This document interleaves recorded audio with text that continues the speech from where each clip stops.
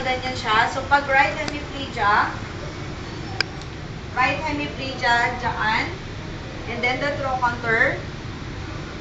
And then, dito. And then, ganyan. Pag hemiplegia. And then the footboard. That is already your spine. So, sa side lying, alisin lahat. Ganyan. And then, kailangan yung side rail nakataas. And then, 1, 2, 3. Dito. Sa kamay. Uglaw ko video mo. Then, here. Ikasit-kasit. Ayan. And then, anong kulang dyan? Trochanter. Sideline. Ha? Right mo lang.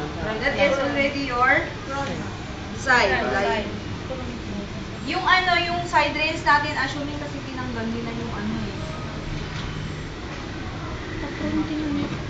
Narigat pa po. Kasi side lying ka muna. Pag-usod ka lang dati madalas. And then in your prone, di ba? Sinabi ko. Then ganyan. Sir. And then in here. And then dito. Sa part na to. Jay ganam gayam sa shoulder na. Ito yung the anterior part niya. 1, 2, then Ganam gayam sa shoulder na. Gusto mo dagsin na kami. Oo. Sa breast part niya. Parang mas maganda pa ng kalaylay na ganyan. 75 ba? Ganyan. Ganyan. Para Walter hindi na kayo maglagay ng ganyan naman sa towel. So, right. Ano ba dito? Puti na ba? Pero pwede na pag nakalaylay dito, hindi na kayo maglalagay ba? Pero pag ganyan na hindi nyo nalaylay, pwedeng. That is already your pro. Diba nag-alis ko lang? No kwa? Positioning. Positioning mo tayo. Positioning program mga yan.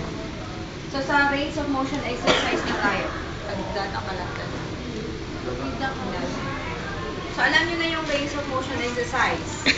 Sa passive. Ang tatanungin ko lang sa inyo, in your range of motion exercise, pag bunod yun na ganyan, ano yung type of exercise? Ano yung type of exercise natin? Passive, active, assistive. So, kailangan alam niyo yung difference ng mga to. Itong tatlo na to. So, pag bunod nyo ng case, paraplegia, so kailangan, ano yung paraplegia? Lower extremities. Anong type of exercise? Magano. Passive. So, kailangan, ano yung considerations natin? Yung jewelries, kailangan alisin. Yung, considerations. The vital signs.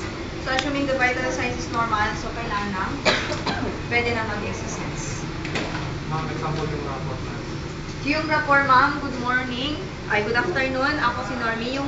Yung caregiver nyo ngayong araw na to. Nakakalog mo. Pwede rin. Pwedeng mag-exercise na tayo. So, and dito sa part na to, mauna dito. Assuming yung vital signs na kuha, normal din. So, yun. Pag active assistive, taas mo yung kamay mo. Taas. Taas mo. And then, yan na lang hanggang dyan. Okay? Taas. Ganyan. So, ano yung nakalimutan natin? Yung Tanggalin. unan kailangan alisin. Kasi, May mic ka. restriction siya. Pag yung dito sa upper extremities mag-exercise kayo ng ganyan, kailangan hindi tumatama dyan. Diba? And then, kailangan walang restriction dito. Ha? Kailangan mong ipababa. Nagtayag mo ito.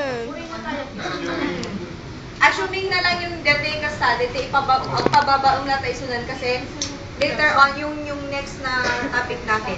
So, yung amo yan, the range of motion exercise. So, your flexion, extension, your abduction, adduction. Ano pa? And then your internal and external rotation. Your Chris. pronation, supination. Elbow flexion, extension. Wrist flexion, extension. Ito. Finger. Flexion and then extension. Head Cuffing. cupping. Flattening. And then ito. Flexion, abduction, adduction. Ito din. Pwede rin yung pag-passing. Ganyan.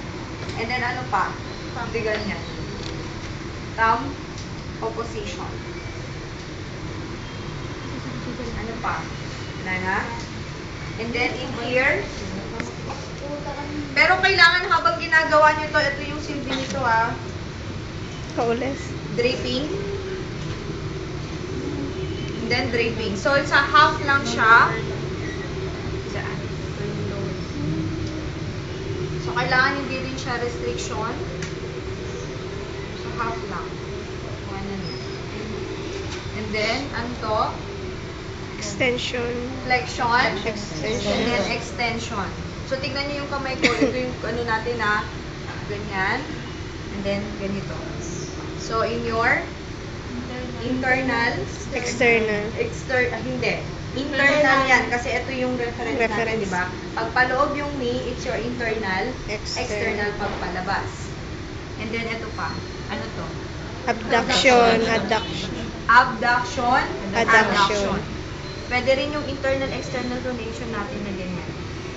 And then, we have here your Dorsiflexion. Plantar flexion. flexion, dorsiflexion, plantar flexion, and your two flexion, two extension. Ano pa?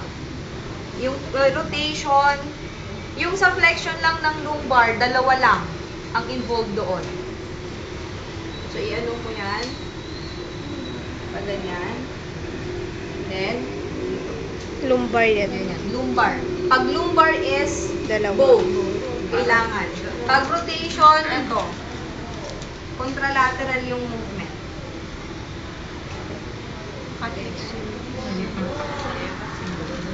So, sa ano niya, naka-flex yan. Pag lumbar, So, pag sa ulo naman, kailangan lang nakalaylay siya. So, pag ganyan mo, flexion pa, ganyan. And then, medyo patam na ka-side at maglaylay kasi that is your extension. Ganyan. Maglagay lang kayo ng mataas na unan. Ano pa? Kulang natin. Tinaka-side lying. Yung side lying natin, sige, side lying natin. Nakasikapay pa. In your side lying, kailangan nakaganyan and then dito. Yung and then stabilize mo dito para, siyempre, di ba, nung ka naka-stabilize, ang tulid mo kayo tulid. So, kailangan nakaganyan and then 1, 2, and then 3. Extension. Ha? Dito ulis na kit uri ikat pilang basi. Dito sa baba mo i-drip. Okay. Okay na? First five. Version kan version sa kan ng ano kan. Okay lang. Sige. Yung ganyan lang naman siya, di ba? Dito yung stabilization, inversion, eversion, inversion. Tingnan mo. Tay duwa nga may idanon ita. Chest. Lumbar. Lumbar, okay na? Okay na? Ana okay nang Kuya Juby? Sa scapular, kahit hindi na doon. Kasi manipulation din.